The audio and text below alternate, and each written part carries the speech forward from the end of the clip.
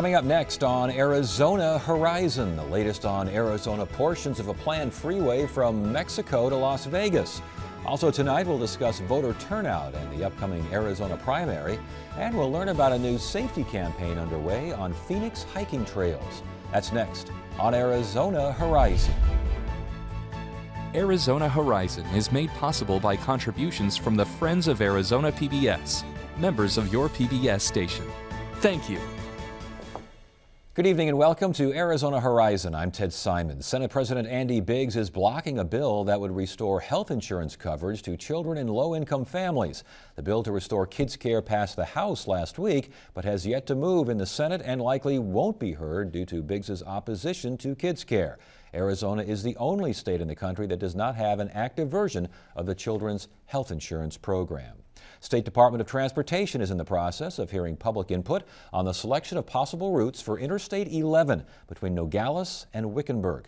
Joining us now is ADOT Project Manager Michael Keys. Good to see you again. Thanks for joining us. Yeah, thanks. Now, I'm a little confused here. There was a study, there is a study, these studies piggyback. What's going on out there? All right, I'm glad you asked. We did start a previous study looking at the concept of a new transportation corridor between Arizona and Nevada, and that was a 2-year study that we partnered with the Nevada Department of Transportation. We call that a feasibility study. And the results of that was we determined that there's justification to look at a new interstate highway here in Arizona called Interstate 11. Now we're doing a follow-on study that's looking more specifically on where this highway might be located between Wickenburg and Nogales, Arizona. And we call that an environmental impact statement. And the environmental impact statement asks for public input, correct? Yes. In fact, public input is a cornerstone of the environmental process. Now, for the feasibility study, it sounds like it could be, should be, might be a go. How many different options are you talking about? Nogales to Wickenburg. I mean, you can go every which way here, can't you? We could, yeah. What we did at the feasibility study is we looked at a very high level at all the different connections we could make in Arizona and Nevada. So examples might be, would a corridor like this connect to Yuma or to Douglas or to Nogales? And we settled on a general corridor from Wickenburg around Phoenix through the Tucson area to Nogales. And we have a corridor that's 5 to 50 miles wide, depending on where you are. And now we're going to look at all the possible options for a corridor alignment within that area. Does it make sense for a new I-11 to be anywhere near I-10? Yes, in some cases. There's parts of I-10, you may know that when traffic is interrupted by an incident or there's a closure of Interstate 10, there are no good alternate routes for people to take. So having a parallel facility in the area could be helpful to the public. Now, this is not just for vehicle traffic, correct? This is for rail traffic as well? Well, that's all under consideration. We're calling it a multi-use corridor now, and the environmental impact statement will be done in 2 parts. The first is an alternative selection process, and that's where we ask the question, what should the corridor look like from a mode standpoint? Should it include rail, or should it just be a highway, or should it be a combination of both? And where might it be located? And then we'll narrow that down, and then once we have a few recommended alternatives, we'll do an environmental analysis of those. And when those few recommended alternatives come through, this will be after, again, folks are basically saying, I want it to go over there, not here, or I want it to go here, not there? Yeah, that's the public input process, is we ask the public to give us any input that they feel is appropriate for us to make a decision about this future transportation corridor. So we have a website that's set up. We have a email address where people can just email us directly their thoughts. Later this summer, we'll be doing public meetings where we actually hold it in locations that the public can come to and see maps and ask staff questions about it. And throughout the whole process, they can provide input that they feel is relevant to us. Aren't parts of I-11 in Nevada aren't those parts already under construction? Yeah, I'm glad you asked. There is a section of Interstate 11 that's under construction in Nevada. It's called the Boulder City Bypass. And so there's a community just beyond the Hoover Dam that's called Boulder City, and Nevada is building a new freeway around that community that's going to connect to the new bridge at Hoover Dam and be the first section of Interstate 11 open to traffic. And again, when you get the public input with the environmental impact study, which followed the feasibility study, after all the studies are done, just give me a ballpark figure. When will the rubber hit the road? Well, that's very difficult to answer because I hate to complicate things, but this Tier 1 EIS is just one step of the study process. There will be more follow-on studies after this study. What this study is looking to do is establish a recommended corridor. Then we need to do further studies that really get down to the right-of-way level. Is it the kind of thing that if it goes in this certain pace, it could be 10 to 15 years, but if it goes in a pace in which all of a sudden you have lurches forward maybe quicker than expected, it could be 8 to 20 years, who knows? That's exactly right, and that's why we're getting a jump start on the planning so that we can get a lot of this planning underway and make some decisions. So if the economy starts to get very hot in the future and freight traffic grows at an unexpected rate, we could be ready to start implementing maybe pieces of this corridor. Environmental impact study costs the state what? How much? Right now we're estimating it at $15 million, and it'll last about 3 years. And this, again, I want to make sure people aren't confused. Is this the same thing, I-11 now, from Nogales up to Vegas and perhaps beyond, who knows, but is this the same thing as what is perceived as a Vegas to Mexico City international commerce corridor? It is, yeah. This idea of better transportation connection from Mexico, which of course there's a corridor that goes all the way to Mexico City, north to Las Vegas, and then through the Intermountain West, has been around for decades. And the Interstate 11 concept is now just taking that original concept, which was called the Canamex corridor, Yes. that went from Canada to Mexico. And now we're framing it in more detail and moving it forward. All right, very good. Thanks for joining us, we appreciate it. Thank you.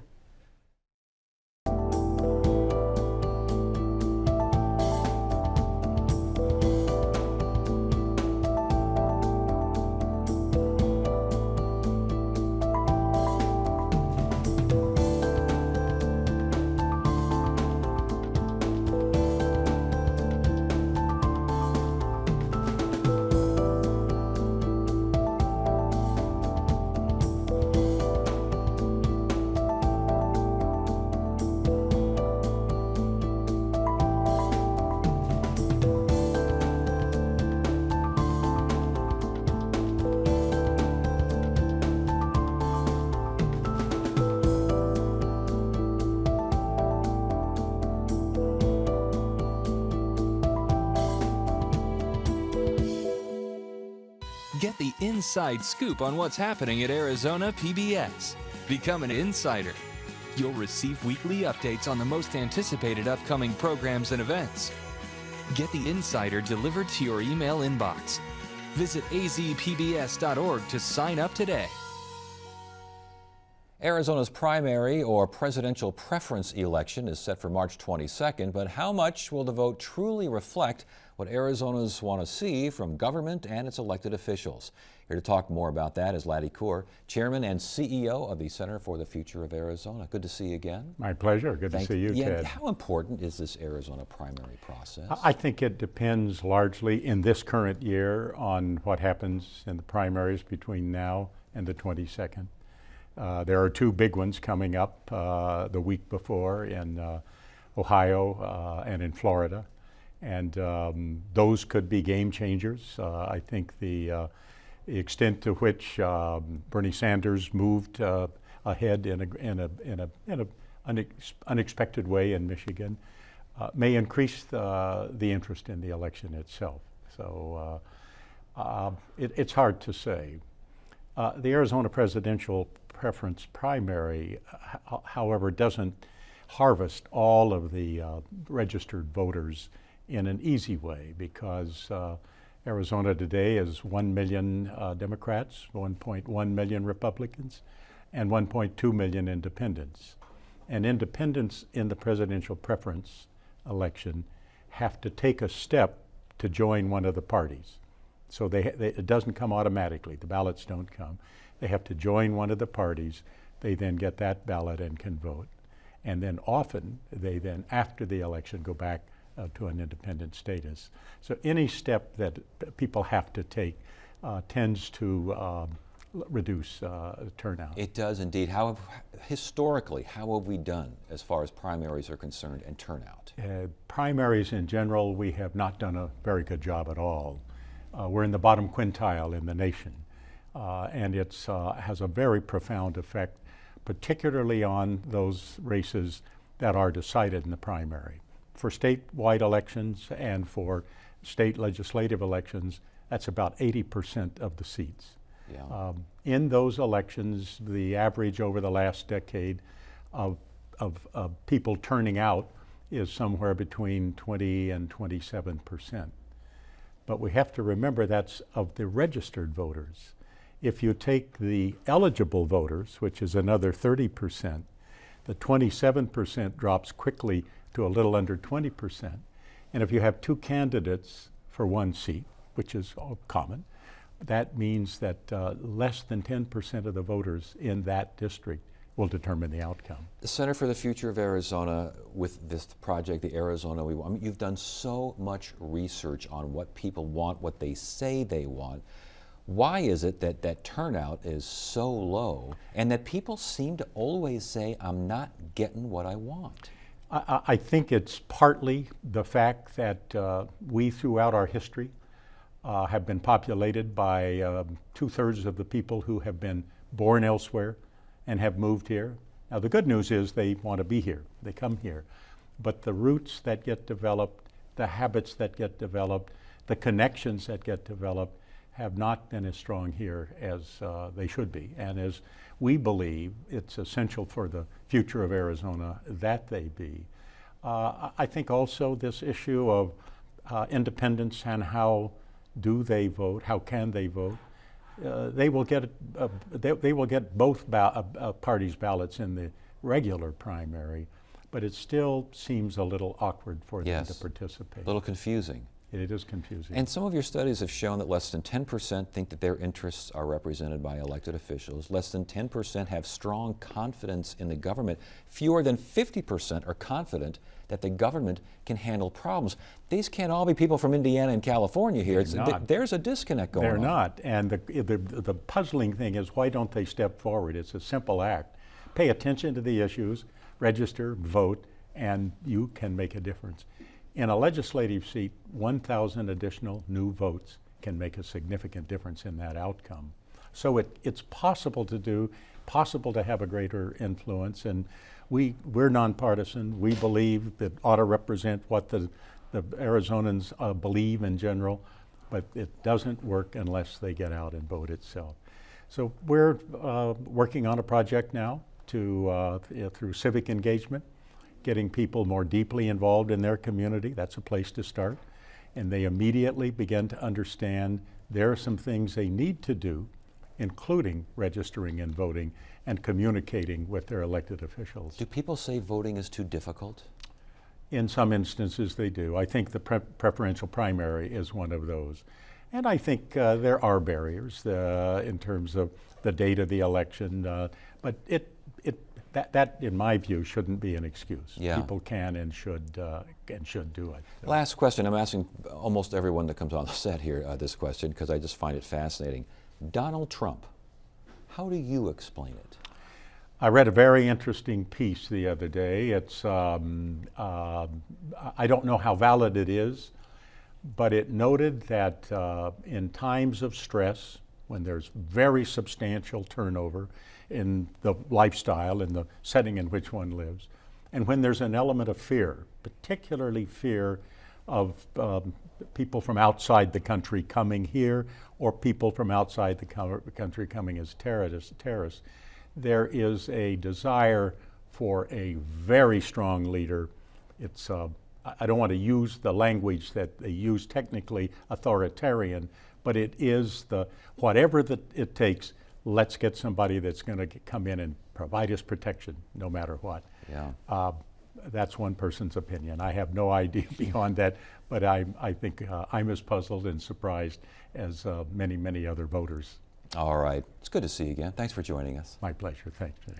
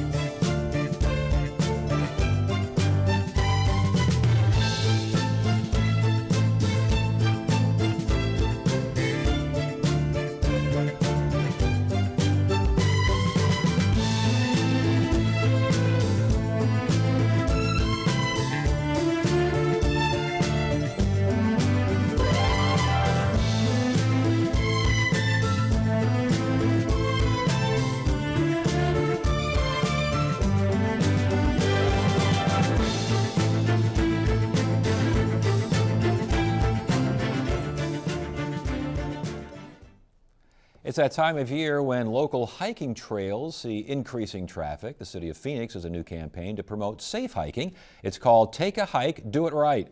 Here with more is Phoenix Parks and Recreation Director Inger Erickson. Welcome to Arizona Horizon. Thank you for having me on. Take a hike, do it right. What are you saying here? Well, you know, we have visitors who come in and come to Phoenix every year, whether it's with baseball or just the nice weather that they can go out and hike. So we want to make sure that they're aware of what they need to do to keep themselves safe. And so we've got this new campaign that we've worked with the fire department, we've worked with local hotel industry, the tourism folks, just to make sure that we're getting the word out there. Because what we find every year is that people don't take water, or they don't wear the right kind of clothes, or maybe they're taking a trail that's a little too difficult for them. And so we want to educate them, so we've got new signage coming. And this sign right here, this basically says what we're saying, take a hike, do it right. And the hope is that, again, Uncle Floyd from Pennsylvania comes out here and he starts thinking, you know, maybe I should be aware of what's going on around me. Right, and we find that the trails that are the steep trails, so the summit trails, people want to get up and get a great view of the valley, and so they think it's a mile, so that's not too difficult, but it's straight up. And so we want to educate them so that they know what they're getting into, and they can keep themselves safe, so that fire department doesn't have to rescue them, and they don't find themselves in a bad situation. And this list that we're looking at right now, will a sign made of that list, will those signs be actually at the trailheads and such? Absolutely. We're installing them, and they should be installed by the end of this week at the summit trails. And then throughout the rest of the year, we're installing them at all the remaining trailheads. We have about 40 trailheads. We have over 200 miles of trails, so a lot of places to get the information out. So as far as rescues and as far as having to help people figure out what they're doing and get them off the trail, what do you see most? What's most common? Well, people underestimate their abilities, and so you know, we always tell people, if you feel like, you know, maybe you're out of you're out of your comfort zone, turn around and go back when you feel that way. If you have water with you, if you've already taken in half of the water you have, turn around, because half the water up, half the water down, especially as it gets warmer. And pay attention to the season. If it's a warmer time of the year, really go out either early morning or later in the afternoon when the sun's a little bit down, because that middle of the day is just really, really hot as the season gets into the summertime. Are there certain trails in the city that just always seem to be, it seems like Papago area is always a problem, Camelback's always a problem. What are you seeing out there? So the three trailheads that we really see a lot of rescues on are Piestewa Peak, Camelback, and then the Cholla side of Camelback. Papago occasionally, but usually that's because someone's kind of gone off into the hole in the rock and they've gone up to try to explore a little bit further, and they've gone off trail. And that's the other thing too. Staying on trail is really critical, because when people go off trail, we don't know where to find them, and it really could be a danger to themselves. And again, the tourism industry, these things will be passed out, what, through hotels? Or? We actually have it in the Visit Phoenix magazine.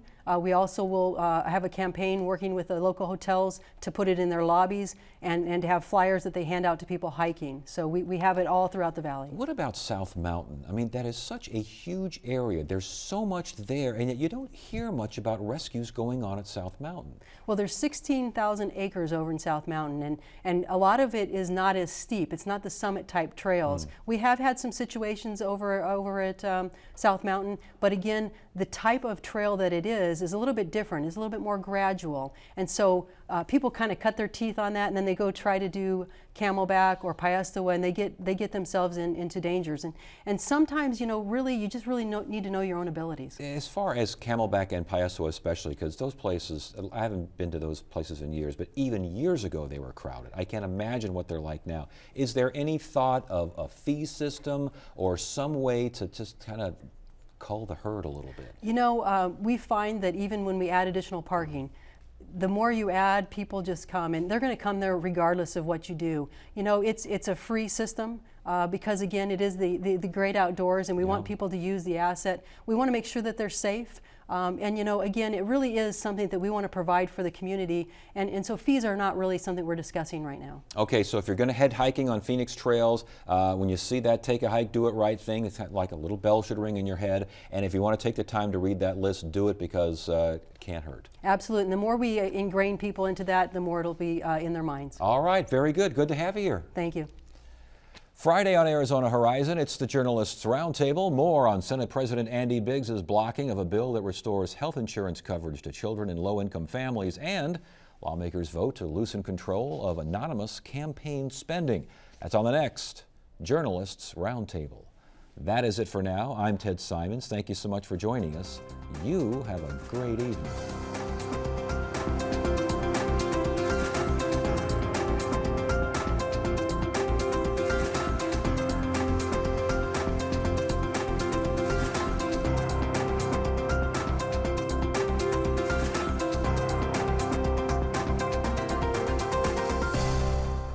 Arizona Horizon is made possible by contributions from the Friends of Arizona PBS, members of your PBS station.